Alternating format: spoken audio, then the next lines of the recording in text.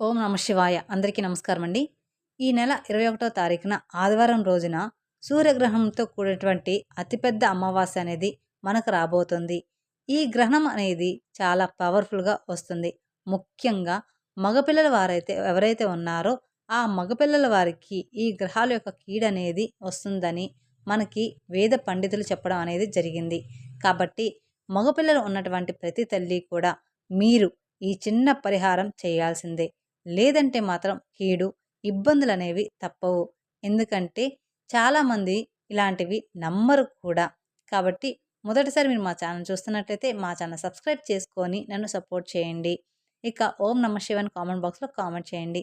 మీరు నమ్మినా నమ్మకపోయినా సరే మీకు ఈ పరిహారం చాలా బాగా ఉపయోగపడుతుంది. ముఖ్యంగా ఖర్చు లేని పరిహారం ఇది. ఎవరైనా సరే పెద్దవాళ్ళు మనకి ఏ మాటైనా ఊరికనే చెప్పరు.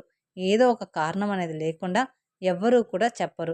కాబట్టి ఏముందిలే అని చెప్పేసి తీసి పడేయకుండా మగపిల్లలు ఉన్నటువంటి ప్రతి తల్లి కూడా ఈ చిన్న పరిహారం తప్పకుండా చేసుకోండి. ఇది చేయడం వలన మీకు నష్టమైతే ఏమీ జరగదు కదా, లాభమే ఉంటుంది.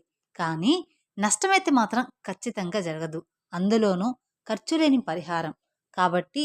ఎందుకంటే మగపిల్లలంటే ఇంటికి చాలా ముఖ్యమైనటువంటి పాత్రను పోషిస్తూ ఉంటారు. ఇంటికి మగపిల్లవాడు చాలా ముఖ్యం. చాలామంది కూడా ఏంటంటే ఎన్నో బాధలు పడి మగపిల్లల కోసం ఎదురు చూసి మరి చాలా ఆశతోటి మగపిల్లలను కని పెంచుతూ ఉంటారు.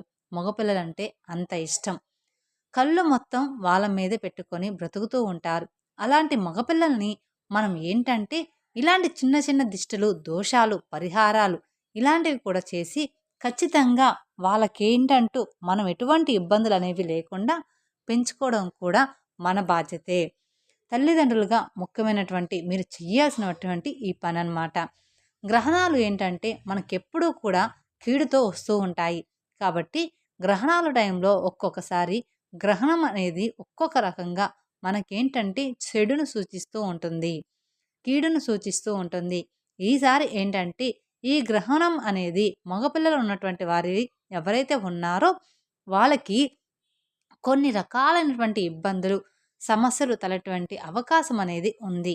కాబట్టి మీరు ఈ చిన్న పరిహారం అనేది చేసుకోవడం వల్ల మీరు పూర్తిగా ఆ సమస్య నుంచి బయటపడగలుగుతారు. మీ బిడ్డను క్షేమంగా కాపాడుకున్నటువంటి వారవుతారు. ఎందుకంటే మగపిల్లలు పదే పదే బయట తిరుగుతూ ఉంటారు. మనం చెప్పినా కొన్ని వినరమాట. మగపిల్లలు మనస్తత్వానికి, ఆడపిల్ల మనస్తత్వానికి చాలా తేడా ఉంటుంది. మనకి ఆడబిడ్డైనా మగబిడ్డైనా ఇద్దరు ఒకటే అయినప్పటికీ కాకపోతే మగపిల్లల విషయంలో ఇంకొంచెం ఎక్కువ కేర్ అనేది చూపిస్తూ ఉంటాము. ఎందుకంటే ఇంటి యొక్క వారసత్వాన్ని నిలబెట్టేవాడు కాబట్టి మగపిల్లవాడు మన తర్వాత వెనుక తరాలకు తను చాలా ముఖ్యమైనటువంటి వాడు. ఇలా మగపిల్లవాడు ఎన్నో రకాలైనటువంటి బరువు బాధ్యతలతో కుటుంబ భారాలను మోయాల్సినటువంటి పరిస్థితి అనేది మగపిల్లల మీద చాలా అంటే చాలా ఎక్కువగా ఉంటుంది. కాబట్టి అలాంటి మగపిల్లల్ని కంటికి రెప్పలా కాపాడుకున్నటువంటి బాధ్యత ముఖ్యంగా కన్నతల్లికి ఉంటుంది.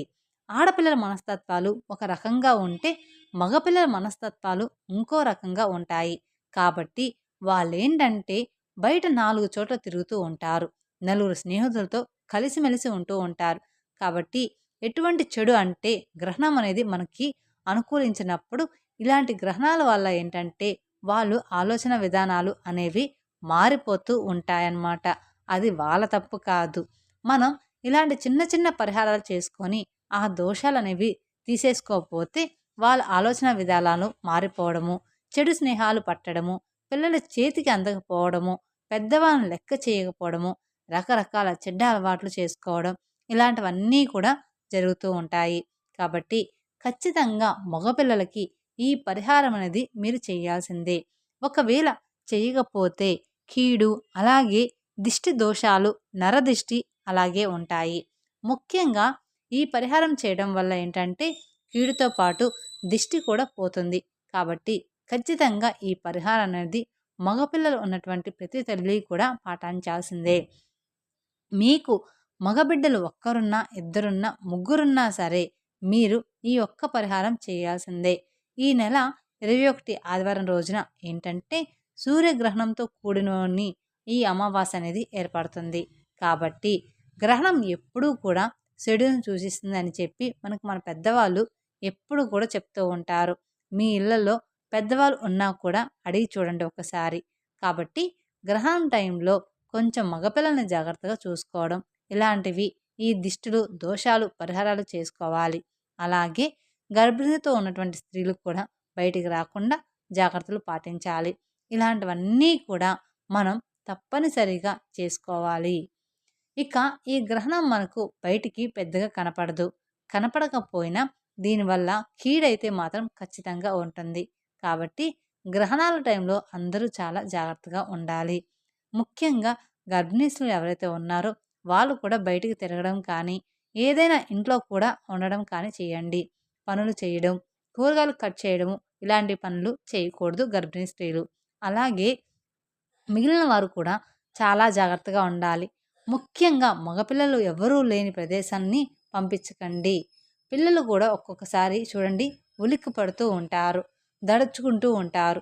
కాస్త చిన్నపిల్లలుగా ఉన్నప్పుడు నిద్రలో ఉలిక్కి పడడము, దడుచుకోవడము, సరిగ్గా తినకపోవడము, తిండి మీద లేకపోవడము, ఇరుగు పొరుగు వాళ్ళ దిష్టి అనేది అవ్వచ్చు. అలాగే మన అనుకునే బంధువుల దిష్టి అవ్వచ్చు. మీ పిల్లోడు బాగున్నాడమ్మా, మీ పిల్లోడు బాగా మంచి హైట్గా ఉన్నాడు, బొద్దుగా ఉన్నాడు, మీ పిల్లోడు చక్కగా బాగున్నాడు, బాగా చదువుతున్నాడు, మంచి మార్కులు వస్తున్నాయి, అలాగే మీ పిల్లోడికి మంచిగా ఉద్యోగం వచ్చింది, లేకపోతే పెళ్లి చేసుకొని చక్కగా కాపురం చేస్తున్నాడు, బాగా డబ్బులు సంపాదిస్తున్నాడు, వ్యాపారాల్లో బాగా కలిసి వస్తుంది, బండి బాగా నడుపుతున్నాడు, కార్లు కొంటున్నాడు, మీ పిల్లోడు అందంగా ఉన్నాడు అని చెప్పేసి కొంచెం పక్కన ఉన్నటువంటి పిల్లలు కుళ్ళు వీళ్ళు మీద పడుతూ ఉంటాయన్నమాట. పక్కింటి వాళ్ళ కుల్లో, ఎదురింటి వాళ్ళ కుల్లో అలా పడుతూ ఉంటాయి. కొంతమంది ఆడవాళ్ళ చూపులు పడడం అంటే ఇలాంటివి జరుగుతూ ఉంటాయి. చిన్నపిల్లలు మగపిల్లల దగ్గర నుంచి ఎదిగిన పిల్లల్లో కూడా ఇలాంటివి కనిపిస్తూ ఉంటాయి. ఈ పరిహారం వచ్చేటప్పటికి 6 సంవత్సరాల పిల్లవాడి దగ్గర నుండి 30 సంవత్సరాల పిల్లవాడి వరకు ఉన్నటువంటి తల్లులు ప్రతి ఒక్కరూ కూడా చేయాల్సిందే. ఎందుకంటే బిడ్డ ఎంత ఎదిగినప్పటికీ కూడా ప్రతి తల్లికి కూడా చిన్న పిల్లవాడే. కాబట్టి మగపిల్లలు ఉన్న ప్రతి తల్లి కూడా చేసుకోవచ్చు. చక్కగా ఈ అమావాస్య రోజు ఆదివారం కూడా కలిసి వచ్చింది కాబట్టి అందరూ ఇంటి దగ్గర ఉంటారు. మీరు ఆ రోజున చక్కగా ఈ పరిహారం అనేది చేసుకోండి. అలా చేసుకొని ఈ గ్రహణం తాలూకు ఉన్నటువంటి కీడును, దోషం నుంచి బయటపడండి. చాలా సింపుల్గా చేసుకున్నటువంటి పరిహారం ఇది. దీనికి పెద్దగా ఖర్చు అయితే ఉండదు.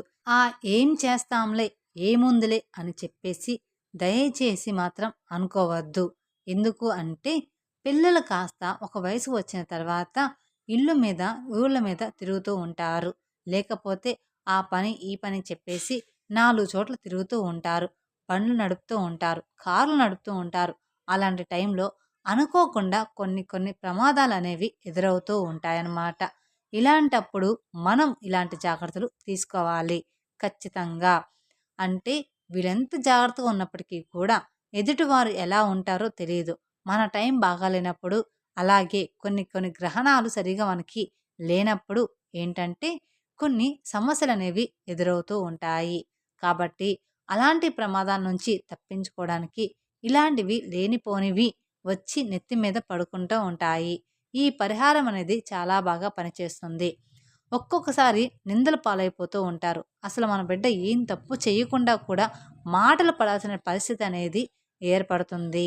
నలుగురు చేత 4 మాటలు పడాల్సి ఉంటుంది. మన పిల్లలకి బాగా దిష్టి తగిలి అప్పటికప్పుడు జ్వరాలు వస్తూ ఉంటాయి. చక్కగా బాగున్నటువంటి పిల్లలు ఏంటంటే అప్పటికప్పుడు వాళ్ళల్లో విపరీతమైన మార్పులు వచ్చేస్తూ ఉంటాయి. కాబట్టి అలాంటివన్నీ కూడా తొలగిపోయి చక్కగా మీ పిల్లలు ఆ లక్ష్మీదేవి యొక్క అనుగ్రహంతో మంచిగా సంపాదించుకొని నిండు నూరేళ్ల పాటు అష్టైశ్వర్యాలతో తూలుతూ ఉంటారు. ఇక ఈ సూర్యగ్రహణంతో కూడినటువంటి ఈ అమావాస్య రోజున ఈ పరిహారం అనేది మీ బిడ్డకు మీరు ఒక మంచి వరాన్ని ఇచ్చినట్లే అని చెప్పుకోవాలన్నమాట. ఇక ఈ పరిహారం చేయడం వలన మీ బిడ్డలకు మీరు మంచి ఆయుష్, ఆరోగ్యాన్ని ఇచ్చినట్లే. కాబట్టి పిల్లల్ని కాపాడుకోవాల్సినటువంటి బాధ్యత ప్రతి తల్లికి కూడా ఉంటుంది.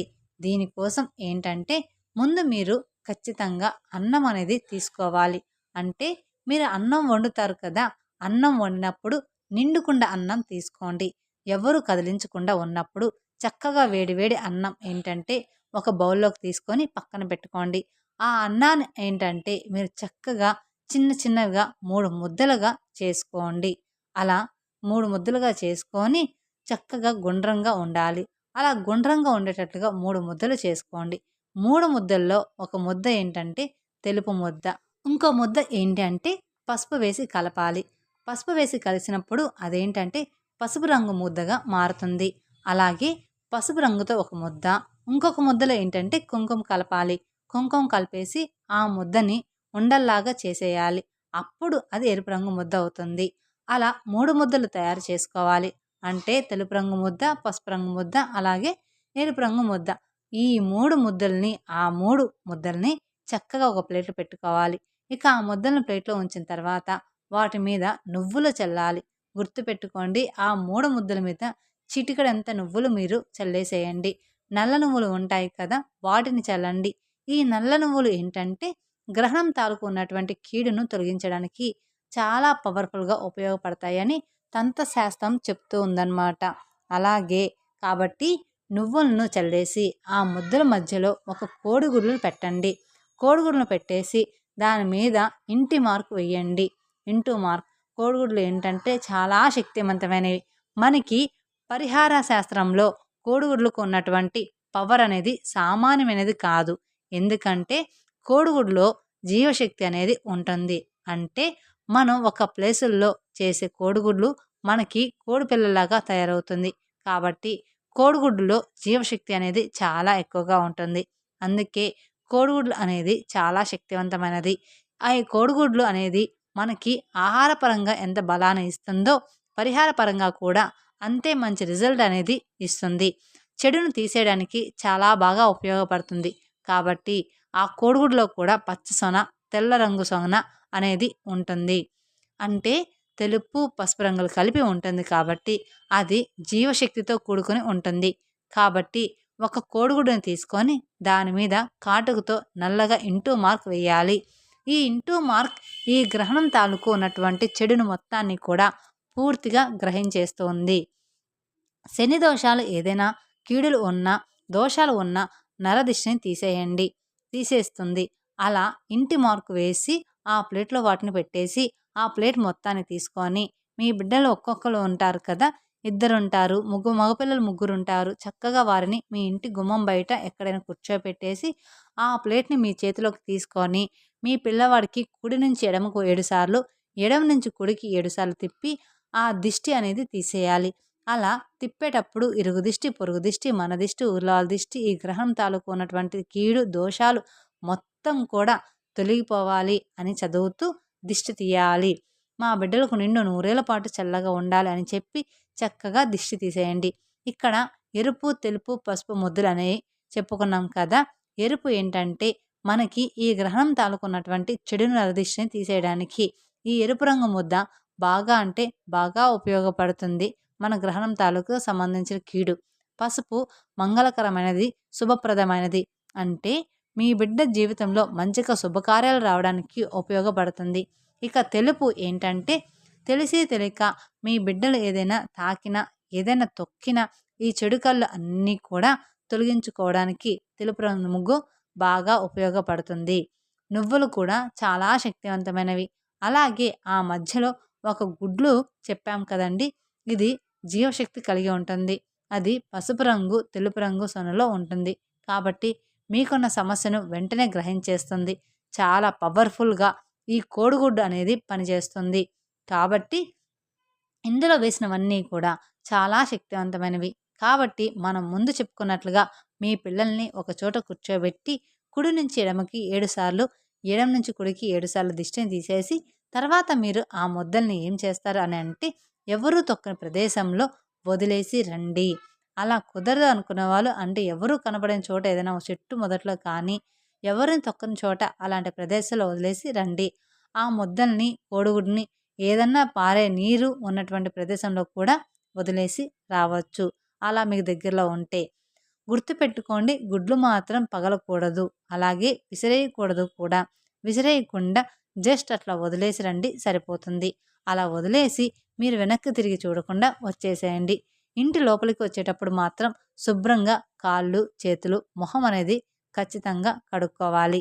అలాగే మీ బిడ్డకు కూడా స్నానం చేపించడం కానీ లేదా కాళ్ళు చేతులు ముఖం శుభ్రంగా కడిగి బట్టలు మార్చడం కానీ తప్పనిసరిగా చేయాలి. ఖచ్చితంగా గుర్తుపెట్టుకోండి, కాళ్ళు చేతులు కడుక్కోకుండా మాత్రం పొరపాటును కూడా లోపలికనేది వెళ్ళకూడదు మీ ఇంట్లోకి. ఎందుకంటే మీరు చేసిన పరిహారం అంతా వృధా అయిపోతుంది. కాబట్టి చాలా జాగ్రత్త అనేది మీరు తప్పనిసరిగా పాటించాలి. ఈ పరిహారం అమావాస్య రోజున ఏ సమయంలో చేయాలి అని అంటే, ఆదివారం రోజున మీరు ఉదయం నుంచి రాత్రి 12 గంటల లోపు ఆ రోజంతా కూడా మంచిదే. కాబట్టి ఆ రోజు మీరు ఉదయమైనా, మధ్యాహ్నమైనా, సాయంత్రం సంధ్యా సమయంలోనైనా కాసంత చీకటి పడినాకైనా సరే మీరు ఆదివారం అమావాస్య రోజు మీకు ఎప్పుడు వీలు కుదిరితే అప్పుడు చేసుకోండి. ఆ రోజు మీకు ప్రత్యేకంగా సమయాలంటూ ఏమీ కూడా లేవు. ఎందుకంటే మనకు చెడును తీసేటువంటి పరిహారం కాబట్టి ఆ రోజంతా కూడా మంచిదే. కాకపోతే ఈ పరిహారాన్ని కొన్ని నియమాలతో చేసుకోవాలి. ఆ రోజున మాంసాహారం తినకూడదు. ఇంటిని వాకిల్ని శుద్ధి చేసుకోవాలి. గ్రహణం తర్వాత పూజలు చేసుకుంటూ ఉంటారు కదా, చాలామంది కూడా ఆ రోజున గ్రహణం తర్వాత రోజున ఖచ్చితంగా పూజలు చేసుకుంటూ ఉంటారు. పూజ చేసుకునేటప్పుడు చక్కగా ఇల్లంతా శుభ్రం తుడుచుకొని పటాలు కూడా శుద్ధి చేసుకోవాలి. మరుసటి రోజు ఇంట్లో పూజ చేసుకోవాలంటే మొత్తం కూడా శుద్ధి చేసుకోవాలి. గ్రహణం రోజున మాంసాహారం వండకూడదు. నలుపు రంగు బట్టలు మాత్రం అస్సలు ధరించకూడదు. మీరు బయటికి ఎక్కడికైనా వెళ్ళినా కూడా శుభ్రంగా కాళ్ళు చేతులు కడుక్కొని ఇంట్లోకి రావాలి.